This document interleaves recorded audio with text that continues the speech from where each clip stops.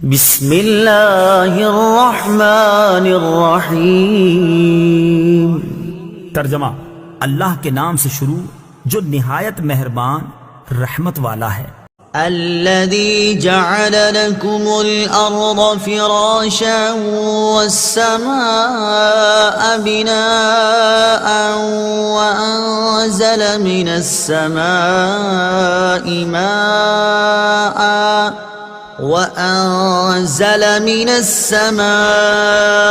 ماء فأخرج به من الثمرات رزقا لكم فلا تجعلوا لله أندادا وأنتم تعلمون۔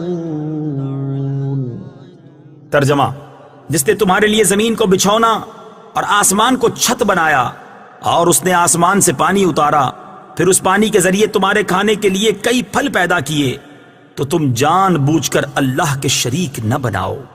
الذي جعل لكم الأرض فراشا والسماء بناء، جس نے تمہارے لیے زمین کو بچھونا اور آسمان کو چھت بنایا۔ تفسیر صراط الجنان میں ہے، اس آیت اور اس سے اوپر والی آیت میں اللہ تعالیٰ نے اپنی ان نعمتوں کو بیان فرمایا ہے۔ نمبر 1، مخلوق کو عدم سے وجود میں لانا۔ نمبر 2، آسمان و زمین کو پیدا کرنا۔ نمبر 3، آسمان و زمین سے مخلوق کے رزق کا مہیا کرنا۔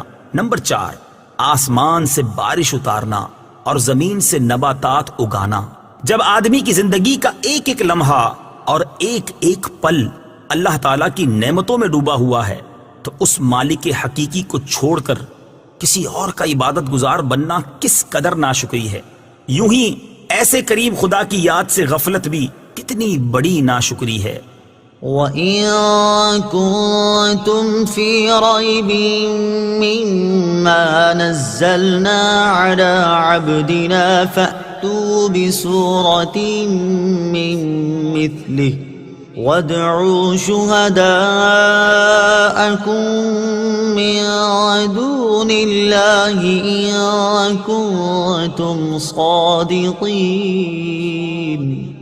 ترجمہ: اور اگر تمہیں اس کتاب کے بارے میں کوئی شک ہو جو ہم نے اپنے خاص بندے پر نازل کی ہے، تو تم اس جیسی ایک صورت بنا لاؤ اور اللہ کے علاوہ اپنے سب مددگاروں کو بلا لو اگر تم سچے ہو۔ وَإِن كُنتُمْ فِي رَيْبٍ، اور اگر تمہیں کچھ شک ہو۔ تفسیر صراط الجنان میں ہے، اس سے پہلی آیات میں اللہ تعالیٰ کی قدرت و وحدانیت کا بیان ہوا، اور یہاں سے حضور سید المرسلین صلی اللہ تعالیٰ علیہ وسلم کی نبوت اور قرآن کریم کے اللہ تعالیٰ کی بے مثل کتاب ہونے کی وہ قاہر دلیل بیان فرمائی جا رہی ہے جو طالب صادق کو اطمینان بخشے اور منکروں کو عاجز کر دے۔ اللہ تعالیٰ کی عظمت کی سب سے بڑی دلیل محمد مصطفیٰ صلی اللہ تعالیٰ علیہ وسلم ہیں، اور محمد مصطفیٰ صلی اللہ تعالیٰ علیہ وسلم کی عظمت کی سب سے بڑی دلیل قرآن ہے۔ لہٰذا اس رکوع میں ترتیب سے ان سب کو بیان کیا گیا ہے۔ علی عبدنا، اپنے خاص بندے پر۔ تفسیر صراط الجنان میں ہے، اس آیت میں خاص بندے سے حضور پر نور صلی اللہ تعالی علیہ وسلم مراد ہیں۔ یہاں اس انداز تعبیر میں نبی رحمت صلی اللہ تعالی علیہ وسلم کی شان محبوبیت کی طرف بھی اشارہ ہے۔ اعلیٰ حضرت امام احمد رضا خان علیہ الرحمت الرحمان کیا خوب فرماتے ہیں، لیکن رضا نے ختم سخن اس پہ کر دیا، خالق کا بندہ خلق کا آقا کہوں تجھے۔ فَأْتُوا بِسُورَةٍ مِّن مِّثْلِهِ، تو تم اس جیسی ایک صورت بنا لاؤ۔ تفسیر صراط الجنان میں ہے، آیت کے اس حصے اور اس کے بعد والی آیت میں قرآن کے بے مثل ہونے پر دو ٹوک الفاظ میں ایک کھلی دلیل دی جا رہی ہے کہ اپنی فصاحت و بلاغت پر ناز کرنے والوں کو چیلنج ہے کہ اگر تم قرآن کو اللہ تعالیٰ کی کتاب نہیں بلکہ کسی انسان کی تصنیف سمجھتے ہو، تو چونکہ تم بھی انسان ہو، لہٰذا اس جیسی ایک صورت بنا کر لے آؤ جو فصاحت و بلاغت، حسن ترتیب، غیب کی خبریں دینے اور دیگر امور میں قرآن پاک کی مثل ہو۔ اور اگر ایسی کوئی صورت بلکہ آیت تک نہ بنا سکو تو سمجھ لو کہ قرآن اللہ تعالیٰ کی کتاب ہے، اور اللہ تعالیٰ کی کتاب کا انکار کرنے والوں کا انجام دوزخ ہے جو بطور خاص کافروں کے لیے تیار کی گئی ہے۔ نوٹ: یہ چیلنج قیامت تک تمام انسانوں کے لیے ہے۔ آج بھی قرآن کو محمد مصطفیٰ صلی اللہ تعالی علیہ وسلم کی تصنیف کہنے والے کفار تو بہت ہیں، مگر قرآن کی مثل ایک آیت بنانے والا آج تک کوئی سامنے نہیں آیا، اور جس نے اس کا دعویٰ کیا اس کا پول خود ہی چند دنوں میں کھل گیا۔ اعجاز قرآن کی وجوہات۔ قرآن مجید وہ بے مثل کتاب ہے کہ لوگ اپنے تمام تر کمالات کے باوجود قرآن پاک جیسا کلام بنانے سے عاجز ہیں، اور جن و انس مل کر بھی اس کی آیات جیسی ایک آیت بھی نہیں بنا سکتے۔ اس کی بنیادی وجہ یہ ہے کہ قرآن مجید اللہ تعالیٰ کا کلام ہے، اور مخلوق میں کسی کے پاس اتنی طاقت نہیں کہ وہ اللہ تعالیٰ کے کلام کی مثل کلام بنا سکے، اور یہی وجہ ہے کہ صدیاں گزرنے کے باوجود آج تک کوئی بھی قرآن مجید کے دیے ہوئے چیلنج کا جواب نہیں دے سکا، اور نہ ہی قیامت تک کوئی دے سکے گا۔ قرآن پاک کے بے مثل ہونے کی بہت سی وجوہات ہیں جنہیں علماء و مفسرین نے اپنی کتابوں میں بہت شرح و بسط کے ساتھ بیان فرمایا ہے۔ ہم یہاں پر ان میں سے صرف 3 وجوہات بیان کرتے ہیں، تفصیل کے لیے بڑی تفاسیر کی طرف رجوع فرمائیں۔ نمبر 1، فصاحت و بلاغت۔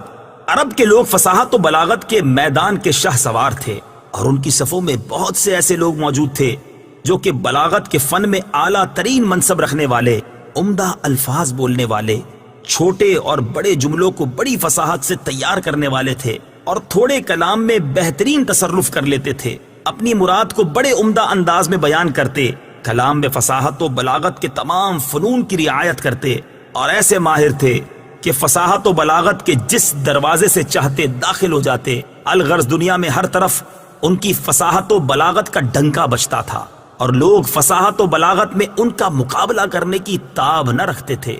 ان اہل عرب کو فصاحت و بلاغت کے میدان میں اگر کسی نے عاجز کیا ہے تو وہ کلام قرآن مجید ہے۔ اس مقدس کتاب کی فصاحت و بلاغت نے اہل عرب کی عقلوں کو حیران کر دیا اور اپنی مثل لانے سے عاجز کر دیا۔ نمبر 2، تلاوت قرآن کی تاثیر۔ قرآن مجید کے بے مثل ہونے کی ایک دلیل یہ بھی ہے کہ اس سے پڑھنے اور سننے والا کبھی سیر نہیں ہوتا، اور نہ ہی اس سے اکتاتا ہے، بلکہ وہ اس کی جتنی زیادہ تلاوت کرتا ہے اتنی زیادہ شیرینی اور لذت پاتا ہے، اور بار بار اس کی تلاوت کرنے سے اس کی محبت دل میں راسخ ہوتی جاتی ہے۔ اور اس کے علاوہ کوئی اور کلام اگرچہ وہ کتنی ہی خوبی والا اور کتنا ہی فصیح و بلیغ کیوں نہ ہو، اسے بار بار پڑھنے سے دل اکتا جاتا ہے، اور جب اسے دوبارہ پڑھا جائے تو طبیعت بیزار ہو جاتی ہے۔ قرآن مجید کی اس شان کے بارے میں حضرت حارث رضی اللہ تعالیٰ عنہ سے مروی ہے، ترمذی شریف کی حدیث ہے، حضرت علی المرتضیٰ کرم اللہ تعالی وجہہ الکریم فرماتے ہیں، حضور اقدس صلی اللہ تعالی علیہ وآلہ وسلم نے ارشاد فرمایا، قرآن وہ ہے جس کی برکت سے خواہشات بگڑتی نہیں، اور جس کے ساتھ دوسری زبانیں مل کر اسے مشتبہ و مشکوک نہیں بنا سکتی، جس سے علماء سیر نہیں ہوتے، جو زیادہ دہرانے سے پرانا نہیں پڑتا، اور جس کے عجائبات ختم نہیں ہوتے۔ نیز قرآن مجید کی آیات میں روب، قوت اور جلال ہے کہ جب کوئی ان کی تلاوت کرتا ہے یا انہیں کسی سے سنتا ہے تو اس کے دل پر ہیبت طاری ہو جاتی ہے، حتیٰ کہ جسے قرآن پاک کی آیات کے معنی سمجھ میں نہ آ رہے ہوں اور وہ آیات کی تفسیر بھی نہ جانتا ہو، اس پر بھی رکت طاری ہو جاتی ہے، جبکہ قرآن مجید کے علاوہ اور کسی کتاب میں یہ وصف نہیں پایا جاتا، اگرچہ وہ کیسے ہی انداز میں کیوں نہ لکھی گئی ہو۔ نمبر 3، غیب کی خبریں۔ قرآن پاک میں مستقبل کے متعلق جو خبریں دی گئیں وہ تمام کی تمام پوری ہوئیں۔ مثلا زمانہ نبوی میں رومیوں کے ایرانیوں پر غالب آنے کی خبر دی گئی اور وہ 100% پوری ہوئی۔